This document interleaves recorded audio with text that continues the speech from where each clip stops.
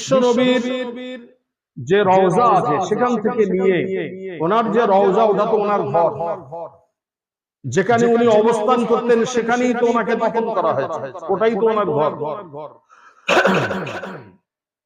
তো এটা সহিহ হাদিস পাকের মধ্যে এসেছে, আল্লাহর হাবিব সাল্লাল্লাহু আলাইহি ওয়াসাল্লাম ইরশাদ করেছেন, মা বাইনা বাইতি ওয়া মিনবারি রাউযুম মিন রিয়াজিল জান্নাহ।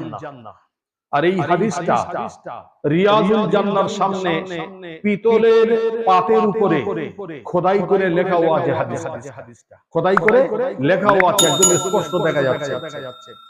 আল্লাহ রাসূল সাল্লাল্লাহু আলাইহি ওয়াসাল্লাম ইরশাদ করছেন যে আমার ঘর আর আমার যে মিম্বর, যেখানে দাঁড়িয়ে আমি খুতবা দিতাম, এর বিচখানের যে অংশটা, এই অংশটা হচ্ছে জান্নাতের অংশ। বলুন সুবহানাল্লাহ। অতএব কোন ব্যক্তি যদি ওর মধ্যে ঢুকে, ওর মধ্যে প্রবেশ করে,